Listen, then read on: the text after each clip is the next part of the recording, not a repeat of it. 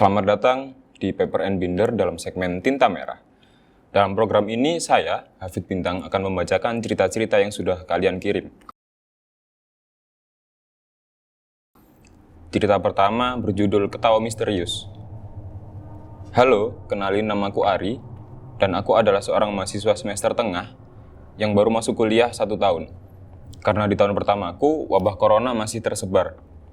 Sebagai mahasiswa yang belum lama, membuat aku masih banyak menghafal hal-hal di kampus seperti lokasi gedung, tempat parkiran, bahkan juga kamar mandi.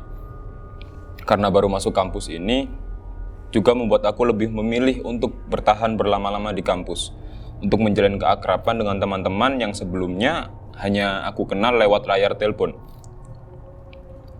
Ada satu momen di mana aku dan kawan-kawanku terjebak hujan di kampus. Saat itu ada mata kuliah yang dipindahkan, sehingga membuat kami selesai tepat sebelum azan maghrib. Aku ngerasa senang karena terasa seru jika pulang sore saat kuliah. Namun sesaat setelah mata kuliah selesai dan kami keluar, ternyata suasana sangat sepi. Ya memang saat itu tinggal kelas kami saja yang ada di kampus. Namun tidak terpikir apa-apa oleh kami. Aku lalu mengambil gitar yang ada di ruangan sekretariat organisasi, lalu kita bercanda, mengobrol, serta bernyanyi.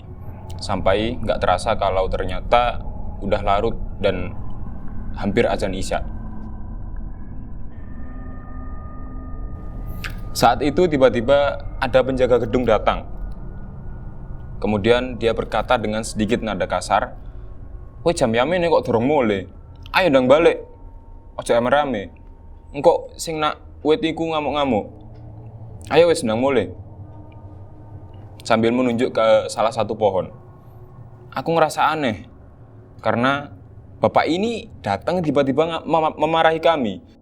Karena sebelumnya seringkali kami pulang malam juga nggak ada masalah.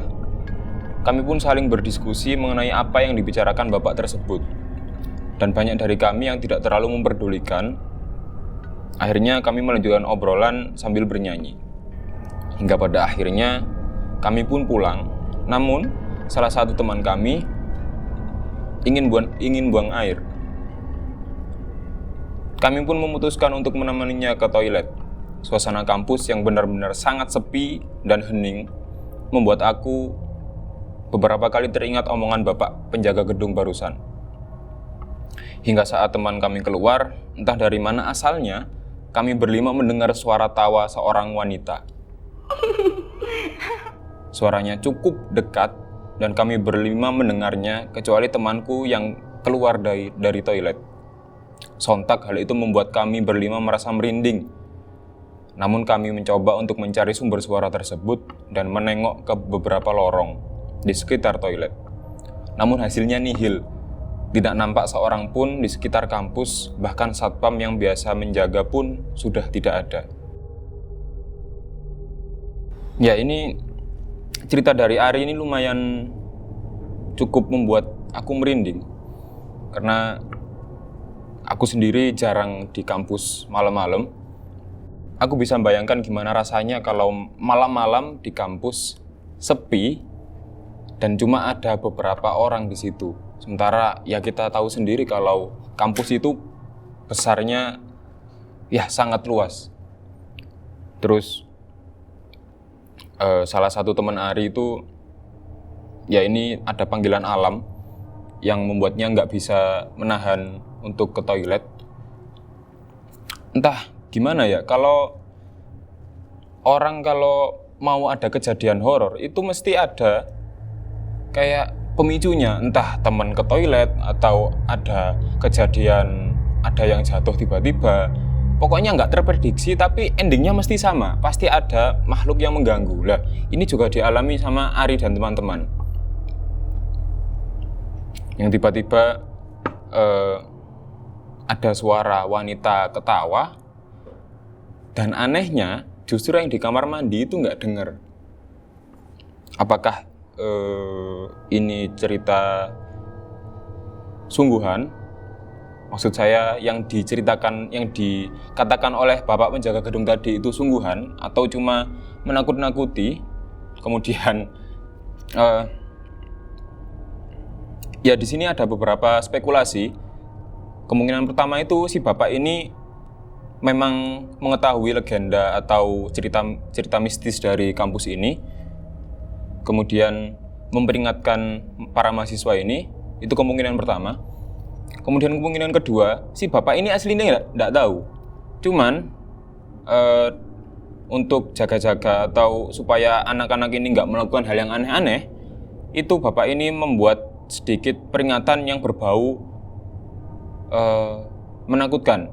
Dan akhirnya itu ditanggapi oleh makhluk di luar batas penglihatan kita, dan akhirnya itu direalisasikan oleh mereka.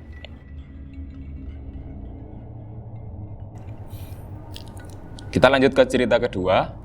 Cerita ini tidak menyertakan nama, inisialnya P. Berumur 22 tahun.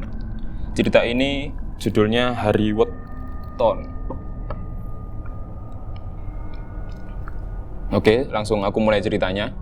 Sebagai orang Jawa yang masih mempercayai adat, aku dan keluarga memiliki beberapa kewajiban yang harus dilakukan saat menjelang hari kelahiran atau weton, di mana keluarga besar selalu menjalankan puasa weton setiap hari weton kelahirannya dan dibarengi dengan mandi bunga pada malam hari, serta menjalankan puasa yang dijalankan pada 1, 3, 7, dan 40 hari. Aku sendiri dalam menjalankan aktivitas tersebut selalu merasa ada sesuatu hal yang janggal, baik saat sesudah atau sebelum puasa weton. Kejadian-kejadian tersebut antara lain seperti hampir kecelakaan, sakit-sakitan, bahkan hingga gangguan makhluk halus pasti ada aja. Cerita berlanjut saat si P atau tokoh aku ini berada di lantai 2 kampus. Dia menemukan sesosok penunggu yang merupakan perempuan, bajunya kuning dengan mengenakan selendang oranye. Perempuan ini memiliki ajudan, jadi ada pengawalnya. Nah, diceritakan mereka ini, si perempuan beserta ajudannya, pasti akan mengganggu ketika jam menunjukkan pukul 10 pagi hingga 5 sore. Gangguan yang diberikan pun cukup menyeramkan. Di antaranya seperti vas bunga yang tiba-tiba terlempar, kursi yang bergeser, bahkan rambut yang terasa tidak ada yang meniup. Suatu waktu, si tokoh aku pernah mengalami kesurupan, di mana yang merasuki tokoh aku ini merupakan jin penunggu dirinya sendiri, atau kita kenal sebagai khodam. Dan tujuan sosok ini masuk ke tubuh aku adalah karena ketidaknyamanan dari gangguan makhluk yang ada di kampus aku tadi. Maksudnya ini adalah si khodamnya si aku ini merasa nggak nyaman akan kehadiran perempuan dan ajudannya tadi. Nah, khodam aku ini ingin mindahkan penunggu ruangan itu, penunggu kampus itu, tapi saat mau memindahkan, justru penunggu kampus dengan derajat tinggi, derajat emosi yang sangat tinggi, dia nggak mau pindah. Dan akhirnya mau nggak mau si khodam dari tokoh aku ini harus mengalah. Nah, cerita berakhir di situ. Aku mau nge-review dikit dari cerita si inisial P ini. Kalau menurut aku sendiri, aku memang asli lahir di Jawa Timur, tapi sebagai orang Jawa, aku nggak sampai melakukan adat istiadat dari yang dilakukan oleh si P ini tadi, seperti kewajiban berpuasa atau ada hari kelahiran, hari weton, itu saya kurang paham. Nah, saya dapat insight baru dari cerita ini, di mana kalau ternyata Si P ini ketika menjalankan adatnya, menjalankan aktivitas seperti puasa tadi, itu selalu mendapat gangguan. Entah itu kecelakaan, sakit-sakitan, atau gangguan makhluk halus. Nah, yang unik dari cerita ini justru penunggunya atau hantu di kampusnya itu jam aktivitasnya jam 10 pagi sampai jam 5 sore.